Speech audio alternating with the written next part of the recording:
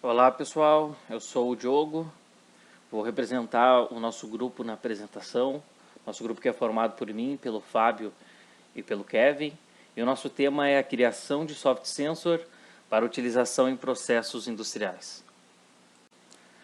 Vou iniciar então dando uma breve introduzida aí, né, sobre o nosso tema, falando sobre a contextualização e a delimitação do problema. Então, sobre a indústria, né, o soft sensor, no meio industrial, então, sempre ocorre a busca pela qualidade nos processos, né? E como é que se encontra essa qualidade? Através de medições de algumas variáveis, né? O problema é que nem sempre a medição de uma variável ela é viável. E esse problema pode se dar por indisponibilidade de analisadores no mercado, custo elevado desses analisadores, ou também a impossibilidade da instalação por conta da própria estrutura, né, da indústria. Qual é a ideia então para suprir essa necessidade, né, da medição dessas variáveis? É através de machine learning, então, nós criarmos um soft sensor que possa reproduzir essa variável, né, que está indisponível aqui para o processo, através da predição. Isso com base em outras variáveis, né? Nós iremos alimentar um modelo matemático com várias variáveis e dessa forma, então, a gente consegue obter um soft sensor. E com esse soft sensor, a gente consegue menos distúrbios e perdas no processo, porque assim, com essa variável podendo ser medida, a operação consegue ter a tomada de decisões muito mais rápida, né? Então, consequentemente, menos distúrbios e ou perdas, né, nesse processo. Dando sequência, então, vou falar agora um pouquinho sobre a modelagem da solução, sobre a abordagem, ferramentas, como foi feito, né, o idealizado modelo do processo, o levantamento de dados e o modelo do soft sensor em si. Para a execução, então, desse trabalho, do nosso sensor virtual aqui, do nosso soft sensor, nós utilizamos, então, algumas ferramentas, né? O ECA, o NetBeans, programação Java e Excel. Aqui está então o modelo do processo. Só gostaria de salientar que esse processo não é um processo real. Foi um modelo baseado em um processo real, só que nós realizamos alguns ajustes para que fosse de mais fácil o entendimento, digamos assim. Então, o que a gente tem nesse processo? A gente tem esse reator A, uma adição de dióxido de cloro e uma adição de água. E aqui a gente tem as medições de entrada, aqui então, fluxo, consistência, temperatura e alvura. A gente está falando de uma fábrica de celulose aqui, então isso aqui é uma polpa. Alvura significa a brancura, né, o quão branco está essa celulose. E aqui então, antes desse reator, né, aqui está vindo a polpa de um processo anterior, aqui nesse reator então também é inserido esse dióxido de cloro. A gente faz a medição do fluxo e da temperatura nesse ponto aqui, né? Então vai ocorrer a reação desse reator, desculpa. Aí aqui na saída nós teremos um fluxo, uma temperatura e uma alvura. Esse dióxido de cloro aqui, ele aumenta essa alvura dentro desse reator. E aqui nós temos a adição de água para diminuir a consistência, para diminuir essa consistência de entrada aqui. E aqui então, com a adição de água que tem nesse ponto e a saída da polpa no reator, a gente tem a diminuição da consistência, né, a diluição dela, e nós temos essa variável out aqui, consistência, que é o que a gente quer predizer. É aqui que vai estar então o nosso sensor virtual. Então, com base naquele modelo, né, de processo que nós vimos anteriormente, nós simulamos, sintetizamos alguns dados, então. É importante salientar que para montar esses dados aqui, nós utilizamos uma variável aleatória, então esses dados eles foram criados aleatoriamente, isso dentro de faixas, né? Cada um desses dados está dentro de uma faixa que mais ou menos representa aquele processo, né?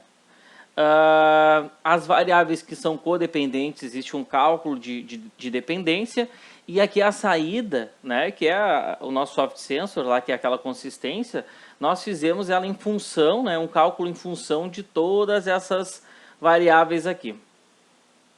Isso também, claro, acrescentando um erro aleatório nesse cálculo aqui, que serve para simular o erro que acontece na realidade, o erro que acontece numa medição convencional, porque qualquer instrumento, qualquer analisador tem um erro em si. Então, incluímos também esse erro aleatório aqui, além de fazer a função, né, com as demais variáveis.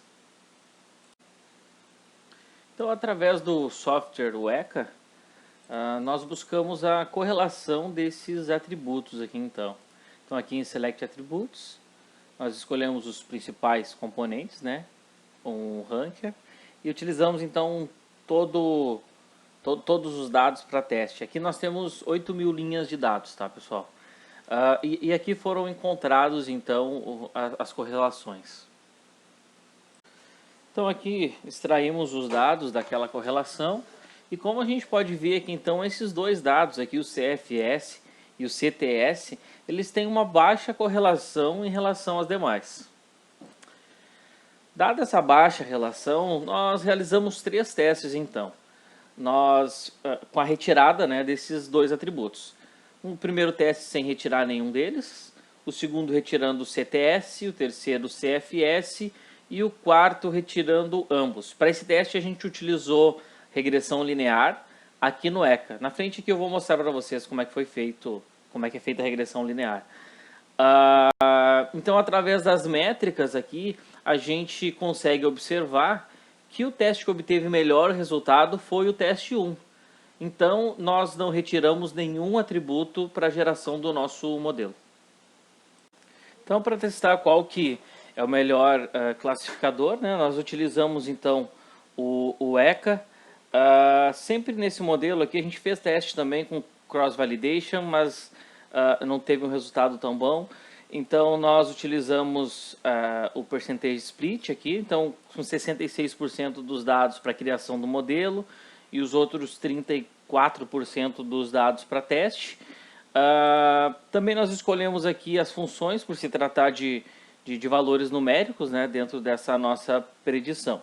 Aqui eu vou gerar, então, né, uma regressão linear. Aqui a nossa saída numérica, né, é o out.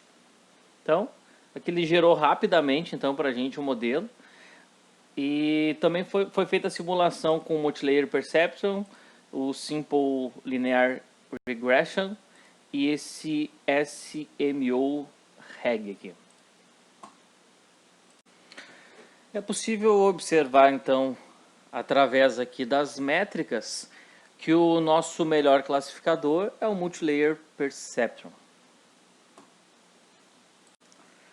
Por fim, vou comentar um pouco sobre os resultados obtidos com esse nosso modelo de sensor virtual. Para a obtenção, então, dos resultados, nós utilizamos um software em Java, aqui no NetBeans, aqui é um recorte da tela do NetBeans. Como é que funciona esse software, então? Nós importamos as bibliotecas necessárias, né? Importamos também o modelo Weka, o modelo que foi gerado lá no nosso classificador, eu só vi esse modelo. Após isso, então, nós fazemos a importação dos dados de predição. Depois da importação dos dados de predição, a gente lê a linha, né, e atribui essa variável linha. A variável linha, então, ela é separada através do caractere vírgula. Então, nós temos várias colunas aqui, né, não mais uma única linha. Vira um vetor, esse vetor vai para dentro de colunas. Nós realizamos, então, aqui a representação Weka para uma linha.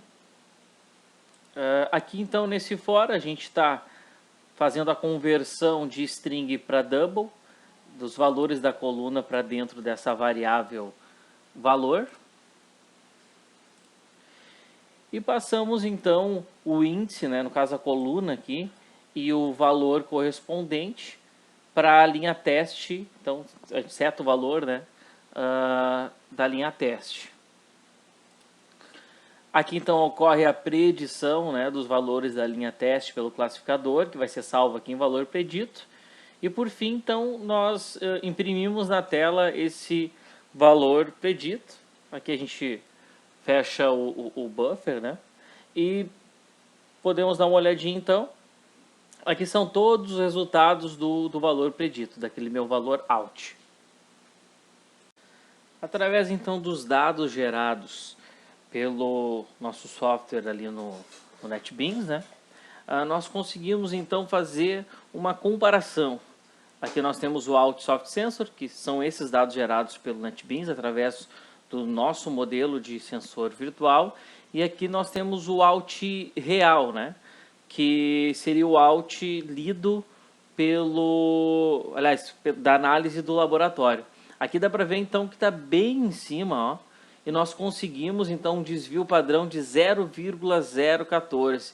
Então dá para se dizer que esse modelo ficou ótimo. E conseguimos então obter sucesso aí na criação desse sensor virtual.